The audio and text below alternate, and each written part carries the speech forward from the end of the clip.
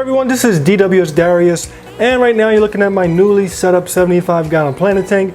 This being 10 days after I did my big swap of taking all the plants and fish that were in this tank and dividing it between these two planted tanks. Today I want to give you guys an update on the 75-gallon and show you what's going on. So yeah, once again, this is 10 days later, and the first thing you might notice is the major die-off of my Crip Wendites. Now this I kind of expected. For those of you who keep Crip plants, you know that they can be very unforgiving when you move them suddenly. So I kind of expected them to die off, just not this much. So a major chunk of these melted away, and a few of my Crip spiralis has melted away, and I expect a little bit more to melt away. They used to be in a dirty tank. Now I'm using Eco Complete, so it's kind of a major difference. For those of you who are not into planted tanks, the substrate switch was kind of like me on a high protein diet, eating cheeseburgers and steak every day, switching over to stuff like veggie burgers. So it's a major switch for these plants, and I expected to die off, but hopefully they are able to recover. They're able to adapt to this tank. Once they do adapt, I will toss in some CO2 and maybe divide it between this tank and that tank.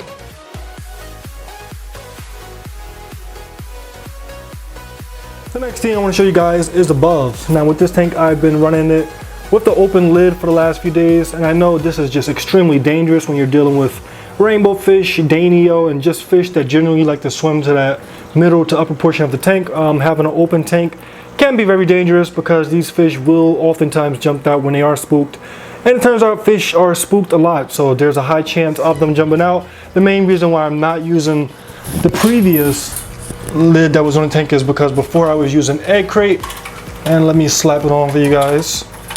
When it is on a tank, it creates a lot of shade, and I don't want it to affect the overall growth of my plant. So for now, I'm going without a lid until in the future I'm able to get some plastic or just something transparent where it really won't have much an effect on the lights. But for now, I'm taking a high risk of running this tank open and without a lid. And the last thing I want to show you guys is the filtration that I'm using at the moment. So right here is an old AquaClear 75. This tank is a 75-gallon tank. However, my stock is pretty heavy in terms of fish, so eventually I do want to step it up, but this is all I had.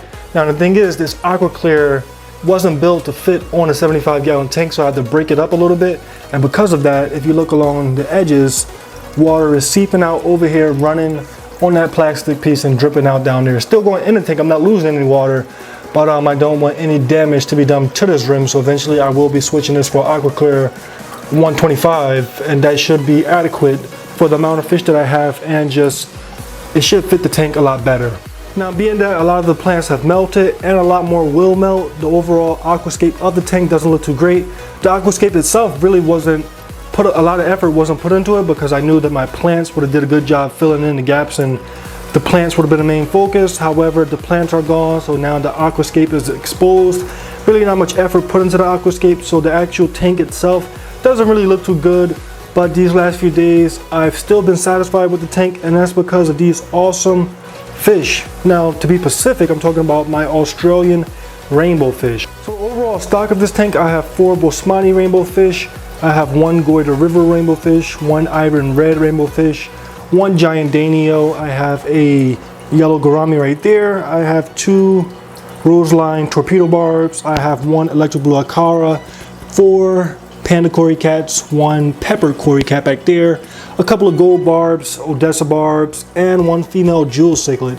Now once again, this is 10 days prior to them being netted in this tank and put into this tank. So you know there's a lot of stress on these fish, and I really didn't expect them to show much color. My jewel cichlid, she's showing her nice color, but she's really hiding a lot. My barbs, I barely see them. My gold barbs, they like to stay in the back, as well as the Odessa barbs.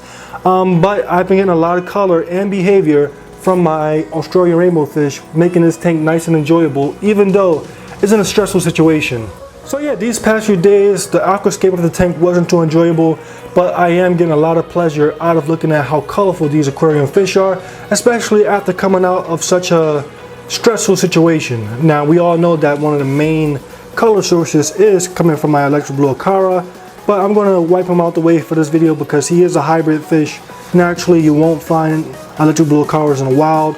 And we're going to take a look at my Australian rainbow fish. Now these fish are all found in the wild. Naturally, they show these awesome colors, and I just want to give you guys a look at how beautiful they are. Now once again, I got to remind you that these fish just experienced a dramatic situation. I just snatched them out of a 6-foot tank that they were living in for about a year, and I tossed them in a 4-foot tank, so that alone is enough to stress out a fish.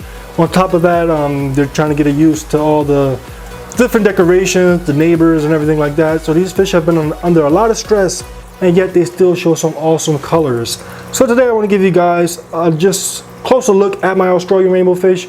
They're doing awesome. Some of my other fish hiding a lot more, but these guys are in front and center, shining, showing that awesome coloration.